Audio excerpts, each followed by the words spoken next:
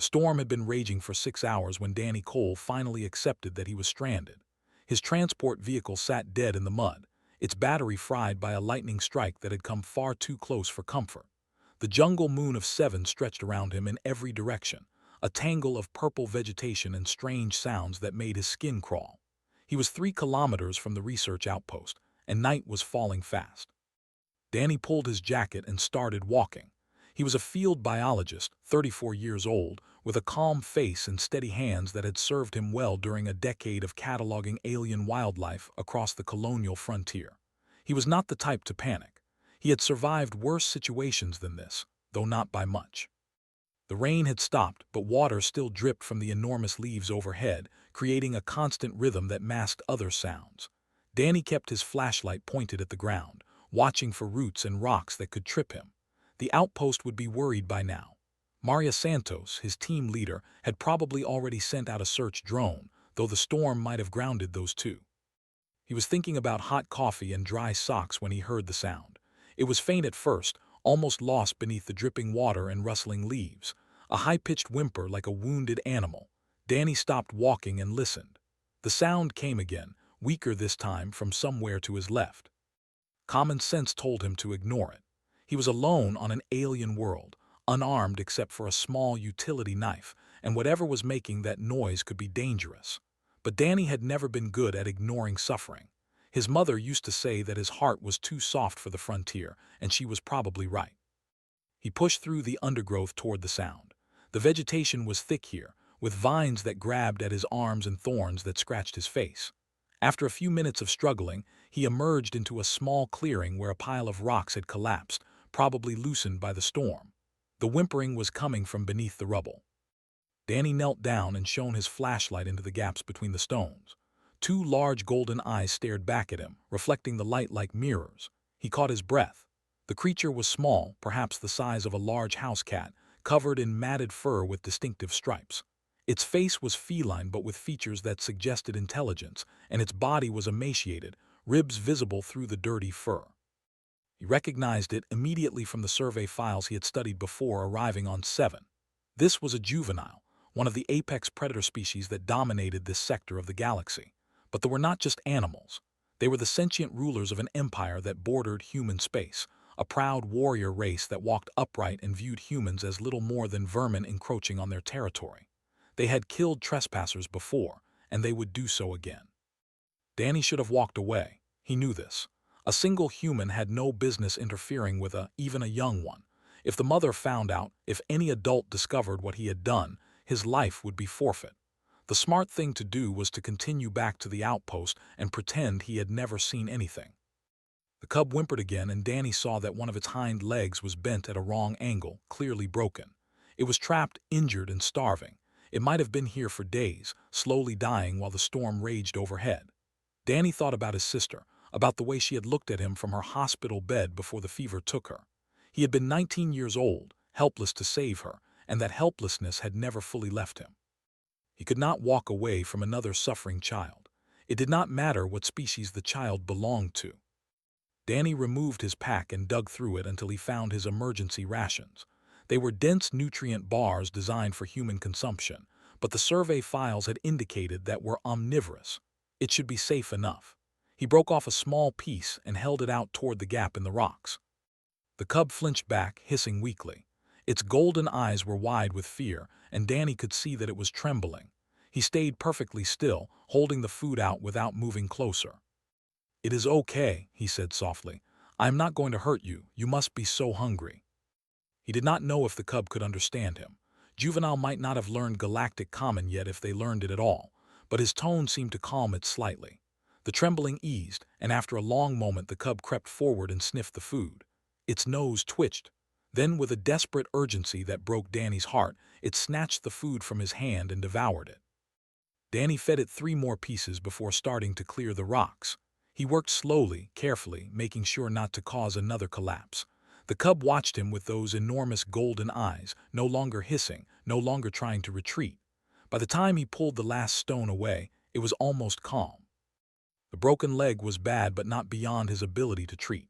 Danny had basic field medical training, and his kit contained supplies for splinting fractures. He worked as gently as he could, speaking softly the entire time, telling the cub about Earth and about the sister he had lost and about the small cabin in the mountains where he hoped to retire someday. The cub listened, or seemed to, its ears swiveling toward his voice even when it whimpered with pain. When the splint was secure, Danny sat back and looked at what he had done. He had just provided aid to a member of a hostile alien species. If anyone found out, he could be arrested by the colonial authorities for unauthorized contact. If they found out, he could be executed as a spy or a threat. But the cub was no longer crying.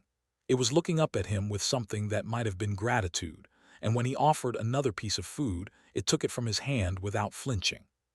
Danny made a decision. He would stay here tonight, keep the cub warm and fed, and figure out what to do in the morning. He gathered dry wood and built a small fire in the clearing. The cub watched him work, and when he finally sat down with his back against a tree, it crawled over and curled up against his leg. "I'm going to call you Stripe," Danny said quietly, "just between us." Stripe made a soft sound and closed her eyes. Danny watched the fire and listened to the alien jungle around him. He did not know what tomorrow would bring, but for now, at least, neither of them was alone. The fire had burned low by the time Danny's communicator crackled to life.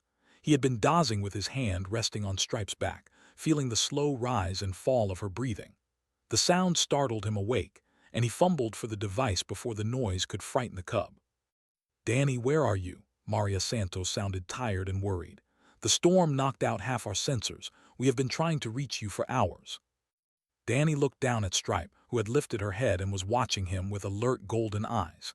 He could not tell Maria the truth. She was a good person, but she was also a company employee who followed regulations. If she knew what he had done, she would be obligated to report it. "My transport broke down," he said. "I found shelter in a rock formation. The rain was too heavy to walk through, and I did not want to risk getting lost in the dark." There was a pause on the other end. "Are you hurt?" "No, I am fine, just tired and wet. I will start walking back at first light." "We can send a team to pick you up now. Just give me your coordinates." Danny hesitated. If a rescue team came here, they would find Stripe. They would see what he had done and everything would fall apart. The cub would probably be taken away for study, or worse, killed as a potential threat. He could not let that happen. "That is not necessary," he said. "The terrain is rough, and I do not want anyone else getting stuck out here. I will be back before noon tomorrow. Just save some breakfast for me." Maria was silent for a moment, and Danny knew she did not entirely believe him. But she was also practical, and sending a team into unknown terrain at night was genuinely risky. "Fine," she said at last, "but check in every 2 hours. If I do not hear from you, I am sending everyone." "Understood, thanks, Maria." He switched off the communicator and let out a long breath. Stripe was still watching him, her ears tilted forward with curiosity. Danny reached down and scratched the fur behind her ear, the way he might pet a cat back on Earth. The cub made a rumbling sound in her chest that might have been pleasure. "That was close," Danny told her. "We need to figure out what to do with you before morning." But even as he said it, he knew there were no good options. He could not take Stripe back to the outpost. He could not leave her here alone with a broken leg. And he certainly could not return her to because he had no idea where to find them and they would probably kill him on sight anyway. He added more wood to the fire and shared his remaining rations with Stripe. She ate everything he gave her, and he realized that she must have been starving for days before he found her. How had she ended up here? Where was her mother? Had she wandered away and gotten lost, or had something worse happened? They were not well understood by human scientists. They were fiercely territorial and had refused most attempts at communication. What little was known came from distant observations and the occasional tense diplomatic exchange. They lived in family groups led by a dominant female, and they raised their young communally. A cub this age would never normally be alone. Danny thought about this as the night wore on. Stripe had fallen asleep again, her small body warm against his leg. She trusted him now, or at least she trusted him enough to let her guard down. That trust felt like a heavy weight on his shoulders. He must have dozed off at some point because the next thing he knew, the sky was beginning to light. The fire had gone out, and the jungle was coming alive with strange morning sounds. Danny stretched his stiff muscles and looked down at Stripe, who was still sleeping peacefully. Then he heard something that made his blood run cold. Movement in the undergrowth. something large circling their position. Danny held his breath and listened. The footsteps were almost silent, but he could hear the faint rustle of leaves being pushed aside. Whatever it was big and it was getting closer. Stripe stirred and lifted her head.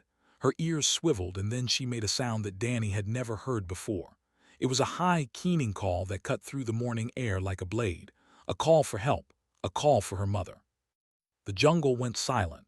Even the birds stopped singing. Danny felt his heart pounding in his chest as he slowly got to his feet, putting himself between Stripe and the direction of the sound. He had no weapon except his utility knife, and he knew it would be useless against whatever was out there. Then he saw the eyes. Two enormous golden eyes, glowing in the dim light, fixed on him from the shadows. They were at least 2 meters off the ground, which meant the creature they belonged to was massive. Danny watched as it stepped forward into the clearing, and he understood that he was about to die.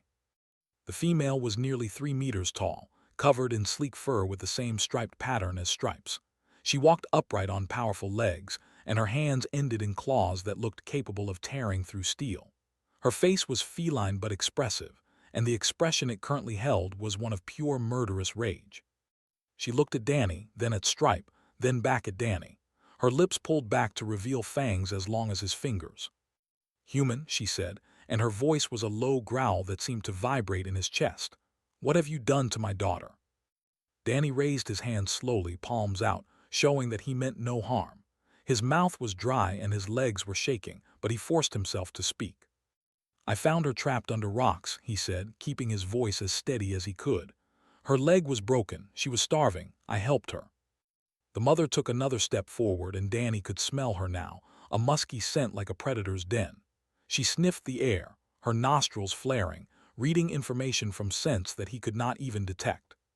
"You fed her," she said. "It was not a question." "Yes." "You touched her." "Only to free her and splint her leg. I did not hurt her. I would never hurt her." The mother circled him slowly, her eyes never leaving his face. Danny stood perfectly still, knowing that any sudden movement could trigger an attack. Behind him, Stripe made another sound, softer this time, and he felt her small body press against his leg. The mother stopped circling. She looked at her daughter, at the way the cub was clinging to the human who should have been her prey. Something shifted in her golden eyes, something that Danny could not quite read. "Why?" she asked. It was a simple question, but Danny did not have a simple answer. He thought about his sister, about the way she had smiled at him even when she was dying. He thought about all the years he had spent studying alien life, learning to see beauty in creatures that others found frightening. He thought about the way Stripe had looked at him when he first offered her food, desperate and afraid and hopping. "Because she was suffering," he said, "and I could not walk away from that." The mother stared at him for a long moment. Then slowly she lowered her claws. "My name is," she said, "and you have created a debt between us that cannot easily be repaid." Danny did not move as approached her daughter. The massive knelt down and examined Stripe with a gentleness that seemed impossible for such a powerful creature. She sniffed the splint on the broken leg, touched the bandages with careful claws, and made a low rumbling sound in her chest. "You did this?" she asked without looking up. "Yes, I have basic medical training. It is not perfect, but it should heal properly if she stays off it for a few weeks." Lifted Stripe carefully and cradled her against her chest. The cub made a happy chirping noise and nuzzled into her mother's fur. For a moment, the terrifying warrior looked like nothing more than a relieved parent holding her child. "Her name is," said. "She went missing during a patrol 3 days ago. A rockslide separated us, and when I searched I could not find her trail. I thought she was dead." "I am sorry," Danny said. "That must have been terrible for you." Turned to look at him, and her expression was strange, as if she was seeing something she did not understand. "You speak to me as if I am a person." "You are a person." "Most humans do not think so. To them we are monsters, animals, obstacles to be removed." Danny shook his head. "I am a biologist. I have spent my life studying other species. Every creature I have ever encountered has had its own kind of intelligence, its own way of seeing the world. Just because something is different does not mean it is less." Was silent for a long moment. Then she did something that surprised Danny more than anything that had happened so far. She laughed. It was a harsh sound, more like a cough than human laughter, but it was unmistakably genuine. "You are a strange human," she said. "But you saved my daughter, and among my people that creates a bond that cannot be broken. I name you Teeth Brother, one who has proven worthy of pack protection." Danny blinked. "I do not know what that means." "It means that you are under my protection.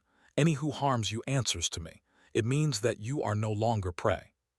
Before Danny could respond, ears suddenly flattened against her skull. She turned sharply, looking toward the east, and her body went tense. "What is it?" Danny asked. "Hunters, a patrol from my brother's pack. They must have picked up my trail when I was searching for." His voice had gone flat and hard. "They are coming this way, and they will not honor my protection. To them, you are nothing but an intruder to be killed." Danny felt his stomach drop. "How many?" "4, maybe 5. Led by my brother. He hates humans more than anyone I know. His mate was killed by your colonial soldiers 2 seasons ago, and he has sworn vengeance against your entire species." "Can we hide or run?" Shook her head. "They are too close and cannot run on that leg. I will try to delay them. You must go now, head west toward your settlement. I will buy you as much time as I can." Danny looked at the mother, at the way she was clutching her daughter while preparing to face her own family for a human she had just met. Something in his chest tightened. "No," he said. Turned to stare at him. "What?" "I said no. You came here looking for your daughter and you found her because of me. If I run now and you get hurt protecting me, loses her mother again. I will not let that happen. You are one small human with no weapons. What can you possibly do against warriors?" Danny did not have an answer to that, but he also knew that he was not going to leave. He had made too many choices in his life based on fear, had walked away from too many difficult situations because the cost of staying seemed too high. Not this time. "I do not know," he admitted, "but we will figure something out together." Before could argue, the hunters arrived. They emerged from the jungle in a line, 5 massive warriors with sleek fur and gleaming claws. Their leader was slightly larger than the others, with a scar running across his muzzle and eyes that burned with barely contained rage. He saw Danny and stopped short, his lips curling back in disgust. "Sister," he growled, "what is this?" Stepped forward, still holding. "This human saved your niece's life. She was trapped and starving, and he freed her and healed her wounds. I have named him Teeth Brother." His eyes widened, then narrowed with fury. "You dare! You give that sacred title to this vermin, to one of the creatures who murdered Saya. This human did not murder your mate. This human saved your bloodkin. The debt is clear."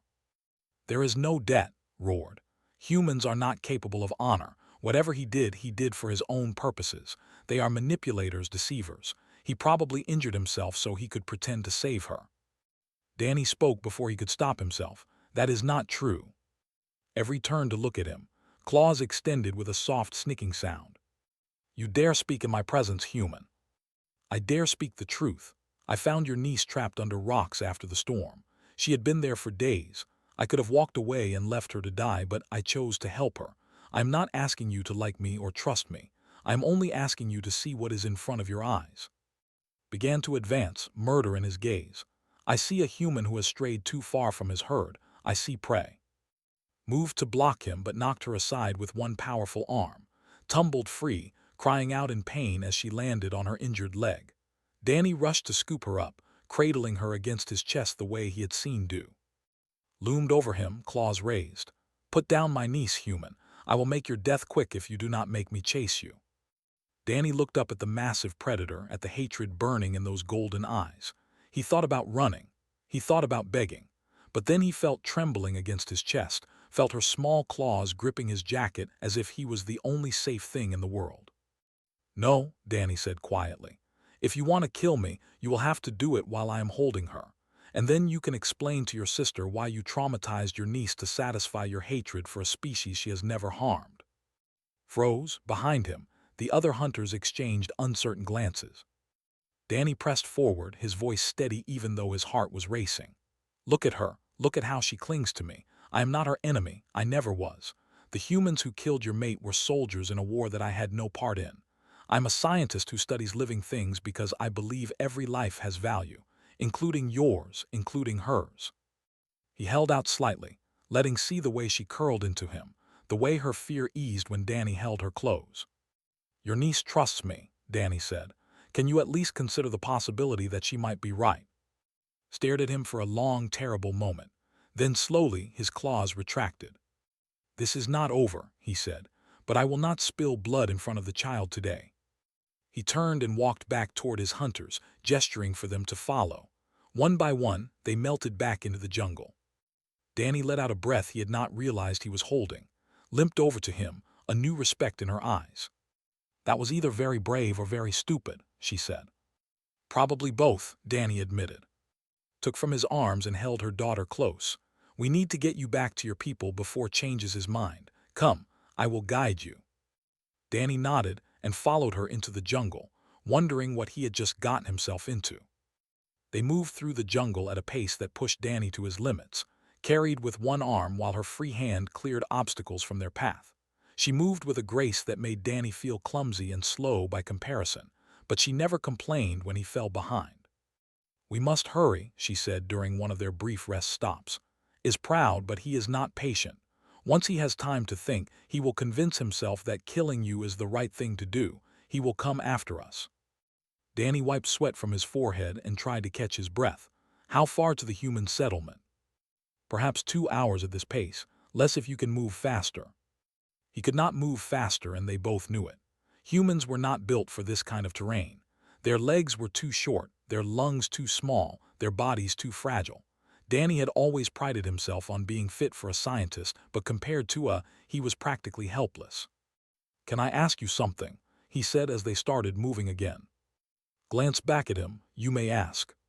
Why do your people hate us so much? We have only been in this sector for a few years. We have not done anything to you except exist." It was silent for a long moment. When she finally spoke, her voice was heavy with old pain. "Your species expands without thought for those already living in the spaces you claim. You cut down forests to build your settlements.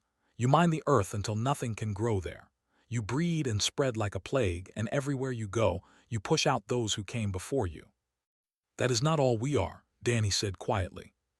"No, I am beginning to understand that, but lost his mate to your soldiers, and he cannot see past his grief. Many of my people have lost someone to your expansion. It is hard to see individuals when you are surrounded by loss." Danny thought about this as they walked. He could not deny that humanity had caused harm during its spread across the galaxy. He had seen the effects himself, the stripped mining worlds and displaced indigenous species that were the dark side of colonial expansion. But he had also seen the good that humans could do, the research stations working to preserve alien ecosystems, the diplomats trying to build bridges between species. "For what it is worth," he said, "I am sorry, not just for what your brother lost, but for all of it. We should have been better." Stopped walking and turned to look at him. Her golden eyes were unreadable. "You are a strange human, Danny Cole. Most of your kind would not apologize for things they did not personally do." "Maybe they should." Before could respond, a hunting horn sounded in the distance. It was a deep, resonant call that seemed to shake the very air. Ears flattened and her grip on tightened. "He has called the full hunt. We need to run." They ran. Danny pushed himself harder than he had ever pushed before, ignoring the burning in his legs and the ache in his chest. The jungle blurred around him as he crashed through undergrowth and leaped over fallen logs. Stayed close, adjusting her pace to match his, guiding him around obstacles he could not see. But it was not enough. The hunters were faster, stronger, and they knew this terrain better than any human could. Within minutes, Danny could hear them closing in from multiple directions. They were being surrounded. Skidded to a stop at the edge of a river, wide and fast-moving with water the color of rust. "We must cross. It will slow them down." Danny looked at the churning water and felt his heart sink. "I cannot swim that, not fast enough." "Then I will carry you." She grabbed him with her free arm and plunged into the river before he could protest. The water was shockingly cold, and the current was stronger than it looked. Powered through it with incredible strength, but Danny could see the strain on her face. She was carrying him, carrying and fighting the river all at once. They were halfway across when the hunters emerged on the far bank. Stood at the water's edge, 5 warriors arrayed behind him. He watched his sister struggling in the current and made no move to help. "Give up the human," he shouted over the roar of the water. "This madness has gone far enough." Did not answer. She kept swimming, her powerful legs churning through the water. Danny clung to her shoulder and watched the approaching bank, praying they would make it in time. They reached the shore just as, and his hunters splashed into the river, set Danny down and pushed him forward. Run, there is a canyon ahead, too narrow for more than one at a time. I will hold them at the entrance. No, you cannot fight all of them alone. I can slow them down, that is all that matters, take and run. She pressed her daughter into Danny's arms, whimpered and reached for her mother, but had already turned away, moving to face the hunters climbing out of the river. Danny stood frozen, watching as positioned herself at the mouth of the narrow canyon. She was going to die. She was going to die protecting him, and there was nothing he could do to stop it. Or was there? He looked down at her frightened golden eyes and trembling body. Then he looked at, standing alone against her own family. And then he looked at the hunters, emerging one by one from the river, their fur dripping and their eyes burning with the thrill of the chase. Danny made a decision. Stay here, he said, setting her down gently behind a large rock. Stay quiet and do not move. I will be right back. Then he walked out of the canyon and stood beside. She turned to stare at him in disbelief. What are you doing? I told you to run. I am not going to let you die for me. You cannot fight them. I know, but maybe I do not have to. The hunters had formed a semicircle around the canyon entrance. Stepped forward, water still streaming from his fur, and his eyes fixed on Danny with cold hatred. You should have run, human. Now you will watch my sister fall, and then I will tear you apart slowly. Danny took a deep breath and stepped forward, away from, putting himself directly in front of. I know you hate me, he said, his voice calm despite the terror clawing at his insides. I know you blame all humans for what happened to your mate, but killing me will not bring her back. It will not heal your pain. It will only add more death to a universe that already has too much. Pretty words, snarled, but words will not save you. Maybe not, but I am not trying to save myself. I am trying to save. Danny gestured toward the canyon where the cub was watching with wide, frightened eyes. She has already been through so much. Trapped alone, starving, injured. If you kill her mother in front of her, if you tear apart the human who saved her life, what do you think that will do to her? What kind of will she become after watching her uncle commit murder in the name of revenge? Hesitated. For the first time, something other than hatred flickered in his eyes. She is a child, Danny continued. She does not understand politics or war or the history between our species. All she knows is that she was hurting and alone, and then someone helped her. That is the memory she will carry for the rest of her life. Do not poison it with bloodshed. The other hunters were looking at each other now, uncertainty replacing their earlier confidence. Took a step forward, positioning herself beside Danny rather than in front of him. He speaks the truth, brother, she said quietly. Has seen enough. Let this end without more violence, for her sake if not for mine. Stood motionless, his claws half extended, his breath coming in harsh gasps. The moment stretched on, and Danny felt the weight of it pressing down on him like a physical force. Finally, slowly, lowered his claws. Take him, he said, his voice barely above a whisper. Take him and go, but if I ever see him in territory again, I will kill him. This I swear. Danny let out a breath he did not know he had been holding. Thank you. Turned away without another word. One by one, the hunters followed him back toward the river. Within minutes, they had disappeared into the jungle. Was staring at Danny with an expression he could not read. What? He asked. You stood against warriors with nothing but words, she said slowly, and you won. Danny shook his head. I did not win anything, I just asked for mercy. Among my people, that is the same thing. Placed her hand on his shoulder, her claws carefully retracted. You have more courage than any human I have ever known, Danny Cole.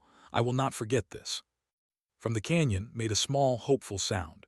Danny smiled and went to collect her. They still had a long way to go. The edge of human territory appeared through the trees just as the sun reached its highest point. Danny could see the fence posts marking the boundary of the colonial zone, and beyond them, the distant shapes of prefabricated buildings that made up the research outpost. He had never been so happy to see corrugated metal in his life. Stopped at the tree line, still cradled in her arms. I cannot go further. My presence would cause panic among your people. Danny turned to look at her. In the hours they had spent together, he had come to see past the fearsome exterior to the person beneath. Was a mother, a sister, a warrior who loved her family and her people. She was not so different from anyone Danny had ever known. What will you do now? He asked. Return to my pack. Tell them what happened. There will be consequences for letting you live, but I will face them." She paused and looked down at who was watching Danny with those big golden eyes. "You changed something today, Danny Cole. I do not know what it will lead to, but something is different now. I can feel it." Danny reached out and gently stroked his head. The cub made a happy chirping sound and leaned into his touch. "Will she be okay? She will heal, are resilient, and she will remember you for the rest of her life." His voice softened. "Among my people, first memories shape who we become. His first memory of another species will be one of kindness and courage. That is a gift beyond measure."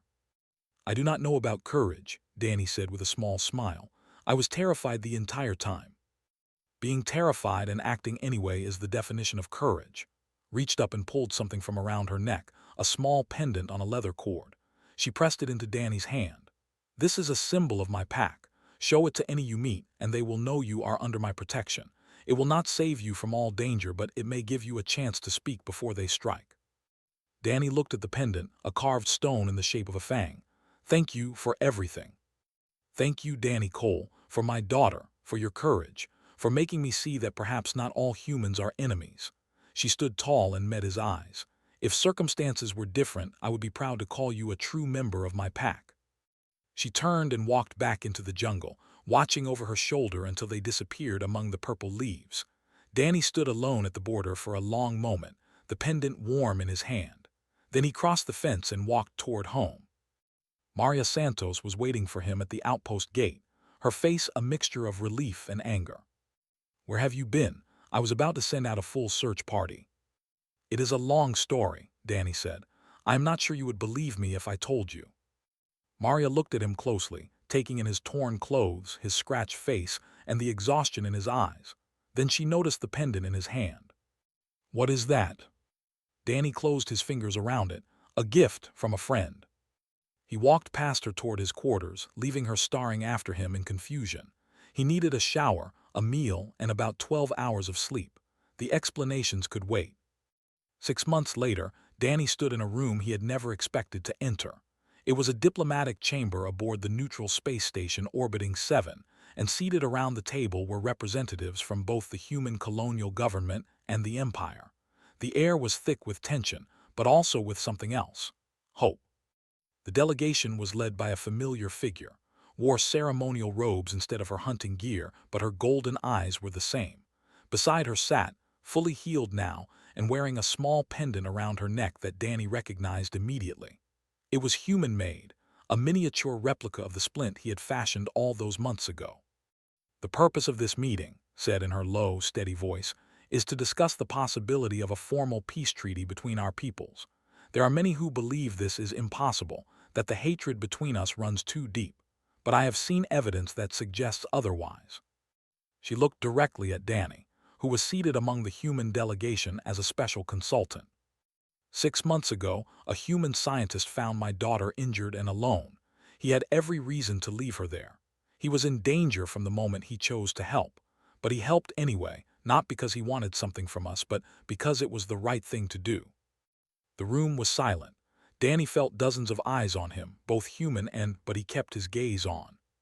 "That human is here today," continued. "He carries my protection and my respect. He showed me that compassion can exist between our species, that kindness can bridge the gap that war and fear have created. I propose that we build on that foundation." A male at the far end of the table spoke up, his voice harsh. "One act of kindness does not erase generations of conflict." "No," agreed, "but it proves that the conflict is not inevitable. We have a choice, all of us, whether to continue the cycle of hatred or to try something different." She gestured toward Danny. "This human made a choice in the jungle that day. He chose mercy over fear, connection over isolation. I believe we can make the same choice." The human ambassador, a haired woman named Lane, leaned forward. "The colonial government is prepared to negotiate in good faith. We recognize that our expansion has caused harm, and we are willing to discuss reparations and boundaries that respect territory." "Words," the harsh voice said. "Humans are good at words." "Then let us prove ourselves through actions." Ambassador Lane looked at Danny. "Dr. Cole, would you be willing to lead a joint research team, humans and working together to study and preserve the ecosystems of contested worlds?" Danny blinked in surprise. He had not expected to be put on the spot like this. But then he saw watching him, her golden eyes bright with hope, and he knew what his answer had to be. "Yes," he said, "I would be honored." Smiled, a subtle expression that most humans would have missed. "Then we have a beginning." The negotiations continued for hours, with disagreements and compromises and moments of tension that threatened to derail everything. But they kept talking, kept trying, and by the end of the day, they had the outline of an agreement. Afterward, as the delegations prepared to depart, slipped away from her mother and ran to Danny.